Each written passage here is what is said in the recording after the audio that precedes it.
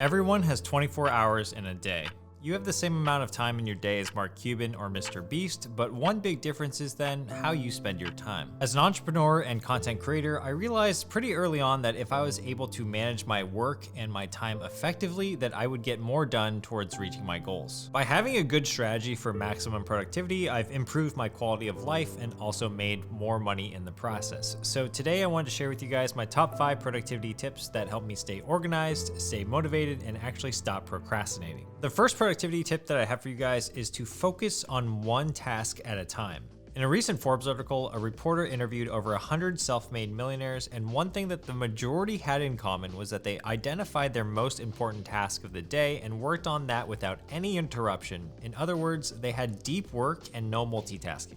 There's email, voicemail, text messages, TikTok, Twitter, Instagram, carrier pigeons. I mean, just kidding about that last point, but you get the point. In a world where everything is a distraction, the ability to focus is such a superpower that if you're able to do that, you're just gonna be way more productive. When I'm about to get ready for a deep work session, I'll set my phone to do not disturb and I'll put it in another room, and then I'll go ahead and quit all of those messaging apps on my computer before I get to work. I let everyone know that might need to contact me that I'm gonna be away for 2 hours, so to not message me and to expect that I'm gonna be gone. And I'm also going to block off 2 hours in my Google Calendar to get that work done. Basically, I'm being very selfish with my time. Logistically, when I'm about to get to work, I'm gonna set a Google timer for 2 hours, and then I'm gonna make sure that I have some coffee or water nearby just so that I'm comfortable and I don't have to get up, and then I'm gonna get to work. Now, 2 hours is a long block of time to work. You can set your own block for 50 minutes, 75 minutes, or even 90 minutes.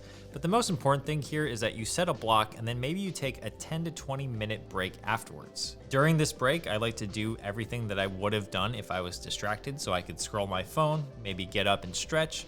And then after that 10 or 20 minutes has elapsed, I will go back and start another block. Sometimes when I'm working, it really helps to have noise canceling headphones on, as well as some white noise or non-distracting music going on while I'm working. The idea here is that new music that you've never heard of before takes extra brain processing power to actually listen to it and to digest that type of new music. So usually I go for a track that I've already heard of like thousands of times. My favorite soundtracks to listen to while I'm working are actually video game soundtracks. So video game soundtracks are really interesting because not only do they kind of keep you in the zone and keep you motivated, they're not as distracting as normal songs that you would actually catch yourself kind of singing along to the lyrics. Science has found that it can foster a sense of achievement while not distracting you from your objectives. When it comes to deep work, you want to figure out when you are at your cognitive best. So for me, that's usually in the morning between the hours of 9 to 11 plus or minus 30 minutes. But for other people, that actually might be at night. So if you find yourself mentally sharp at night, then that's when you should schedule your deep work session for that one specific task of the day. Once you've identified when you're the most mental sharp, that's when you want to be doing really high leverage tasks or deep work, and then you want to save your shallow work for a different time in the day. For a content creator like me, my deep work sessions usually consist of writing and researching, and then my shallow work tasks are usually later in the day, and that's when I reply to emails or take meetings. You should know what your highest value task of the day is that will get you towards your goals. And speaking of your goals, my second tip is to take some time to clearly define what your goals are with your work. By defining our goals, we're basically asking ourselves what gives us purpose. And by doing this exercise, you're gonna be a lot more motivated to actually do work, but this will take some self-reflection and some time to figure out. Graham Weaver, a lecturer at Stanford Business School, actually has a really famous blog article on basically figuring out your goals, so I'm gonna link to that down below, but he has a concept called the North Star. A North Star goal is a long-term goal that inspires you and motivates you to continue to work towards that goal. So think of it like sailors on an ocean. They're looking up at the night sky, and if they see the North Star, they know that they're gonna stay on course. You need to have this because if you're just trying to be productive for productivity's sake, you actually might burn out. But if you have a North Star goal, and let's pretend that is to be more productive,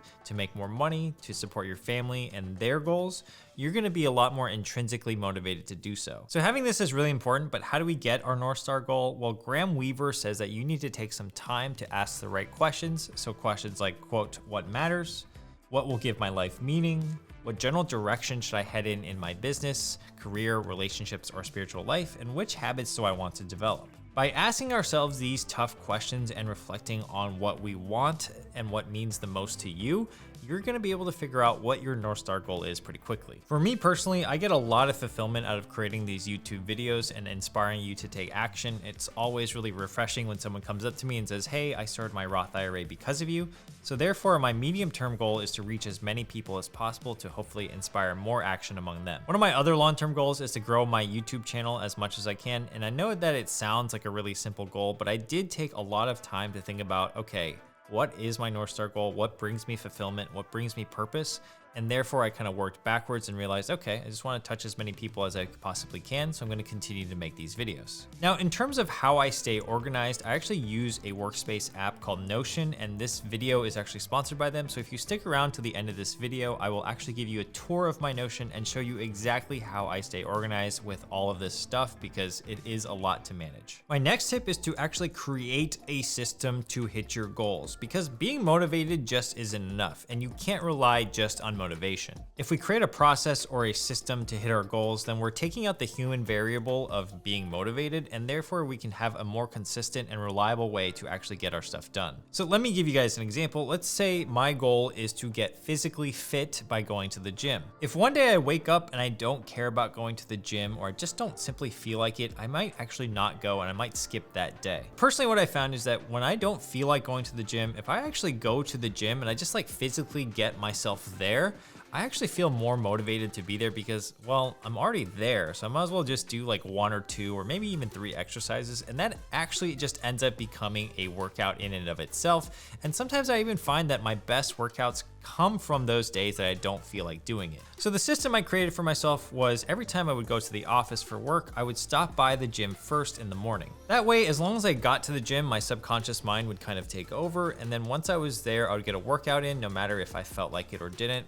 But the system was, okay, I would go to the gym before work. The same thing is true for your work. You want to be able to create a system that takes out the human variable of motivation so that you can consistently and reliably show up. For me and my deep work, it was removing distractions, blocking off time in the calendar, and making sure that my environment was set up in a way so that I was comfortable while I did my deep work. You might go to a specific coffee shop to do research and write, or you might actually bullet journal, or maybe you reward yourself every time you complete a task. Whatever system it is, make sure it works for you. The best part of all these system is that naturally they will become habits over time, and then you don't really have to worry about being motivated. They're all of a sudden just built into your day, and then all of a sudden, oh my God, you're at the gym like 5 times a week and you're getting super buff and swole. Isn't that great? My fourth tip is to eliminate tasks and meetings that might threaten your resource of time, because time is an incredibly important resource. We can always create more money, but we can't really create more time. As one of my favorite thinkers says, unnecessary meetings are a mutually assured destruction of time. Learning how to avoid them is a prerequisite to doing anything great. The reason for his harshness is that oftentimes a meeting can be summarized in an email or a text, and if your time is better spent on a high impact task,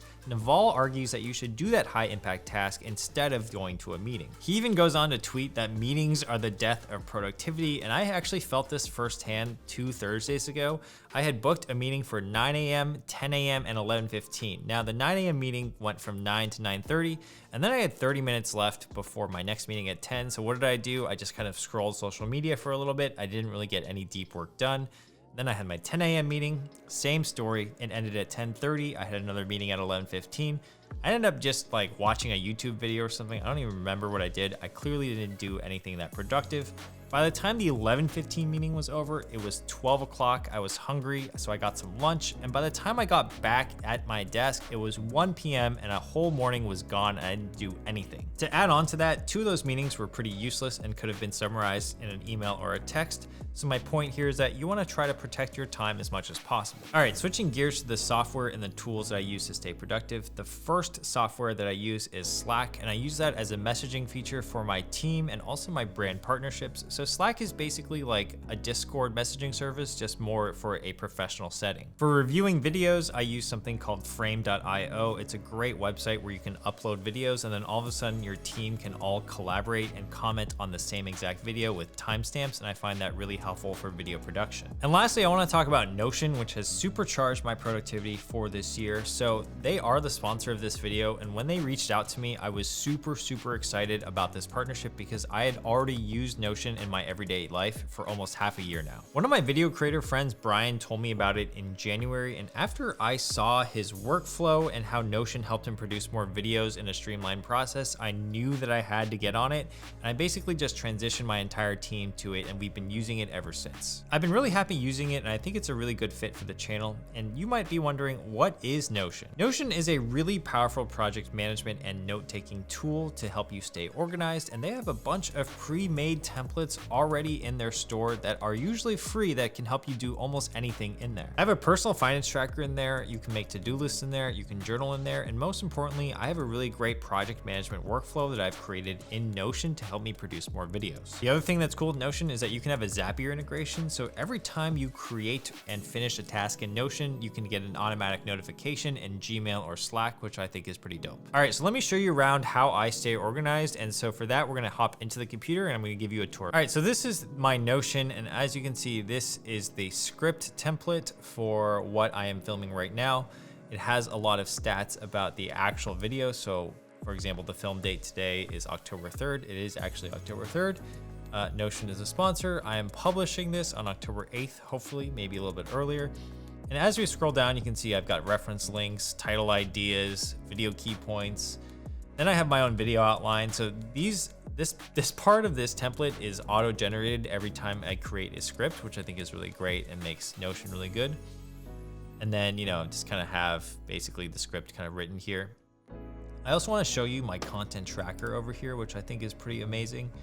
So I have the name of every single video that has been filmed, or maybe that I want to film in the future, the channel that it goes on, the type of category it is, as well as the current status. So right now, I tried CEO morning routines. This is kind of an idea I have in my head that I want to try.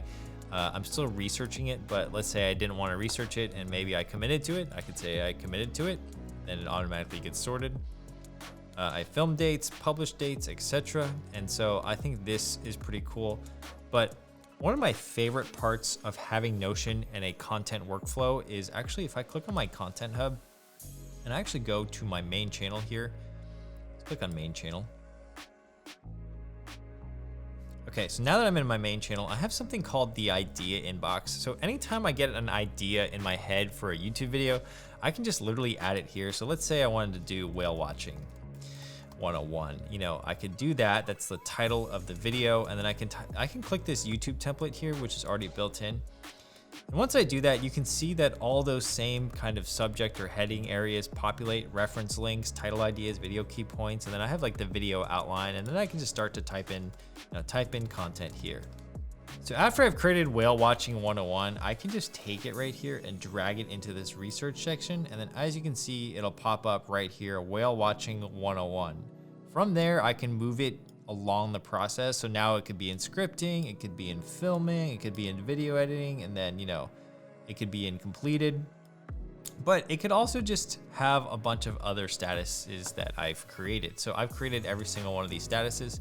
But as you can see, this is kind of it's called a Kanban workflow. I think that's the Japanese term for it. But it's a term that kind of shows you visually how your video is and in what process it is in at every step along the way. I've also created my own money dashboard in Notion that's actually available on the Notion website for the template gallery. This is a paid template, but it has almost everything included, including it tracks your net worth, all your account balances that you have to manually enter here. You can search for stocks. You can see how your spending is going, as well as your income and expenses. So that's something I've personally just made for Notion, and I really like Notion because it is so flexible and so malleable that you can almost create anything that you really think of.